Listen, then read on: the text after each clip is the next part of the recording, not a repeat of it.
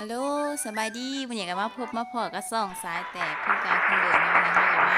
ลงแหล่งเนาะในทีมซีเนาะนี่สิสายแตกสิพามาลงหอนาฬิกาเนาะมาเบิ่งกันได้เนาะว่าฮะเฮ้ยมีคนลงไปแล้ว2 ตัวนะคนลงไปแล้ว2 ตัวเฮาก็ลงมาลำหลังมันมาเบิ่งเฮาสิรอดมาลงหอนาฬิกาเนาะหมู่เฮากับป้ายเฮามาลงคนเดียวเซ้ยก่อนอื่นเนาะสายแตกก็สิมาบอกว่าสายแตกสิมาแจกเพจเนาะ100ซับที่ว่าสายแตกบอกว่าฮอ100 ซับสายแตกสิมาแจกเพจเนาะถ้าผู้ใดอยากได้เนาะก็ฝากกดไลค์กดแชร์กดติดตามเนาะส่งสายแตกไว้เพราะว่าสายแตกสิแจกเรื่อยๆเนาะนี่สายแตกอะไปซื้อบัตรกันนี่นามาแล้วเนาะว่าสิแจกแบบไรสิเฮ็ดแบบไรกะมาเบิ่งมาฟังกติกาตามนี้เนาะสายแตกว่าสายแตกสิให้ทุกคนกดไลค์กดแชร์แล้วก็กดแชร์หนึ่งแชร์เนาะแล้วก็ทายเลข2 ตัวเลขท้าย2 ตัวเนาะคนหนึ่งทายได้คนละ2 เทื่อเนาะ Okay. หวยทายได้มันสิตัดซีดคนอื่นเนาะทายคนละ2 เทื่อพอแล้วก็ผู้ใดทายถูกเนาะสายแตกสิมาบอกว่าสายแตกสิมาบอกเลยสิปักหมดบอกว่ามีคนถูกแล้วแล้วก็สายแตกก็สิมาประกาศผลในมือขัดไปเนาะคือในมืออื่นเนาะสายแตกสิมาประกาศผลด้วยเนาะว่าสายแตกผู้ใดหลายเนาะแล้วก็มาเบิ่งกันด้วยเนาะวันนี้เฮาก็มาลงแรงเฮาก็มาทีม4ว่าเฮาสิได้ที่1ว่าสิได้ขาคนบ่แล้วก็มาแจกเพชรแน่ฝากทุกคนกดไลค์กดแชร์กดติดตามเป็นกำลังใจสายแตกเฮ็ดคลิปต่อๆไปเด้อผู้ใดอยากได้เพชรก็เข้ามาเบิ่งคอมเมนต์แล้วก็พิมพ์ ID ไว้เนาะพิมพ์ ID ไว้แล้วก็คอมเมนต์ใต้คลิปแล้วก็พิมพ์ ID ตัวเองไว้แล้วสายแตกเติมให้ทาง ID ก่อนอื่นสิตอบแล้วก็แชร์ก่อนแล้วก็แชร์คลิปนี้ก่อนแชร์ลงเฟซก็ได้เนาะแชร์ลงสายก็ได้โอ้ยมีคนฮันแน่นางเฮ็ดหยังผู้บ่าว2 ตัวเลยแตกนึงตรงนี้ลบนึงแล้วเอาระเบิดไปกินเอาไปกินตึมโอ้ยก้าวระเบิดมาลบอีกลบนึงเข้าไปซัดเลยตอนนี้ซัดเลยหมูซัดเลยฮันแน่สุกแตก2ส่วนพี่สวยสายแตกคลิปเนาะโหดเกินกินยาแล้วก็เก็บของใครอยากได้เพจกาฝากน้ำเลยเด้อมากดไลค์กดแชร์คลิปสายแตกเด้อเดียวหอด1,000 ซับเนาะหอด1,000 ซับสายแตกสิแจกอีกใครอยากได้เพจฟรีๆนี่เนาะสายแตกสิแจกได้เก่าเนาะอันนี้สายแตกแจกบัตร90กันนี่นาเนาะใบหนึ่งเนาะคลิปนี้สายแตกแจกบัตร90กันนี่นาเนาะท่าเด็กถ่าย2 ตัวแช่หนึ่งแช่แล้วก็ท่าเด็กถ่าย2 ตัวไผเฮ็ดบ่ถูกตามกฎกติกาที่สายแตกบอกไปกะคือเบิร์ดซีดบ่หลายเนาะไผตอบหลายสายแตกก็สิบ่คิดให้ผู้ใดตอบเกิน2 เทื่อสายแตกก็สิบ่คิดให้ตอบถึงสายแตกก็สิบ่คิดให้ให้ตอบแค่2 เทื่อเนาะบ่ให้ตอบหลายตอบแค่2 เทื่อที่สายแตกบอกคนละ2 เทื่อก็คือวัดกรินาเลขท้าย2 ตัวแล้วก็ตอบคนละ2 เทื่อเนาะเดี๋ยวสายแตกสิเฮ็ดให้เบิ่งเนาะว่าตอบแบบใดแล้วสายแตกสิให้เบิ่งตอนนี้เฮาก็มาโรงงานน่ะเนาะขี่รถมาโรงงานน่ะมาป้าโมเสยเลยฮักกะตัดมาหอดห้องงานน่ะเนาะขี่รถมาห้องงานน่ะว่ามีคนโอ้ยจะแตกลืมเนาะสแตกบ่ได้เปิดมาแต่รู้สึกว่ามีคนเนาะเพราะว่ามันสิขึ้นบอกเลยว่ามีคนหรือบ่มีคนเดี๋ยวรอบกระโต๊ะบานนี้ฮันแน่ยิงหมูแล้วบัดนี้ว่าแล้วมันต้องมีคน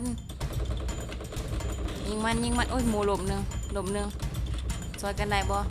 นางจบยังลบเรื่องอีกลบเรื่องแล้วนี่มันยิงนี่ลบ2ยังตัวนึงนี่หมูซอยยิงแน่นี่หมูไปใส่เด็กคนนึงน่ะหมูเอ้ยหมูถ้าสแตกบอกไปสแตกคนอื่นก็บ่ได้ยินแล้วสแตกปิดไมค์สแตกบ่ได้เปิดไมค์เพราะว่าถ้าเปิดไมค์สแตกสิบ่ได้ยินเสียงปืนเลยถ้าคิดจะมีเสียงปืนเลยสามันหยุดก่อนสิยิงยาให้นี่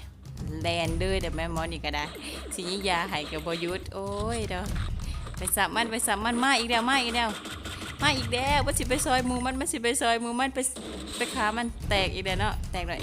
AKเนาะสายแตกขาไปอีกแล้วเนาะแน่สายเติมเนาะมาเบิ่งเลยเนาะว่าสายแตกสิขามันได้บ่สายเติมให้บ่แรงอีกโหดท้อจะโหดเนาะปอนหัวออกมาเอามาสับเลยสับแตกไป2แล้วมันยังมีหมูมันอยู่ อันแน่ออกมานี่แตกซ้ำเลยเนาะโหดเกินจะแตกขาได้3 คนอ่ะโหดเกินเบิดตีเดี๋ยวมาตัวนี้เบิดตีด้วยมันจะซ้ายแตกขา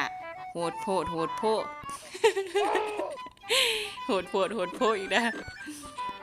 ผู้ใดที่มาทายเนาะก็อย่าดื่มเนาะถิ่มอันนี้ตัวเองไว้น้ำเด้อใส่แตกสิได้เติมให้ทางอันนี้เด้อถ้าผู้ใดทายเกิน3 เถื่อใส่แตกก็บ่ตัดซีนหายเด้อใส่แตกบ่เอาซีนหายเด้อใส่แตกให้คนทายจะ2 เถื่อแล้วก็ถิ่มอันนี้ไว้แล้วก็แซ่ก่อนเด้อก่อนสิทายเด้อแซ่ก่อนเด้อติดตามพร้อมเด้อแล้วใส่แตกสิมาแจกอีก 1,000 ซับเนาะให้ทุกคนมาติดตามไว้เนาะใส่แจก1,000 ซับใส่แตกสิแจกอีกตัวนี้ยังกำลังหอดดอยซับเนาะใส่แตกก็บ่ได้ลงคลิปจัดเมื่อวานใส่แตกก็บ่ได้ลงคลิปใส่แตกบ่มีเวลาเนาะก็ขอโทษขออภัยนำหลายๆเนาะให้ทุกคนมากดติดตามไว้เดี๋ยวใส่แตกสิแจกให้อีกรอบหน้าเดี๋ยวผู้ใดอยากเขาแค่ตัวนี้ก็แค่กันยังว่างอยู่ประมาณ2 ทีนะสายแตกก็สิเอาเขาเนาะท่านผู้ใดอยากเขาเนาะทักหาสายแตกส่วนตัวเลยว่างอยู่2 ทีเปลี่ยนชื่อพร้อมเปลี่ยนชื่อรีวิวชิปเกิดพร้อมเปลี่ยนชื่อเดี๋ยวเข้ามาเลยสายแตกสิเอาเขาเองทันแน่ผู้บ่าวก็ได้ผู้สาวก็ดีเอามาเลยว่างกันระเบิดไว้ก่อนผู้ใดมาขึ้นในโดดดิแตกหนูได้เนี่ยได้สูตรมาจากไอ้ไซเดียวบอกว่าเสียว่าว่างก็ระเบิดไว้ในโดดนี่บ่ปิดอีหยังถ้าผู้ใดขึ้นแตกถ้าเบิ่งมันสิแตกอยู่บ่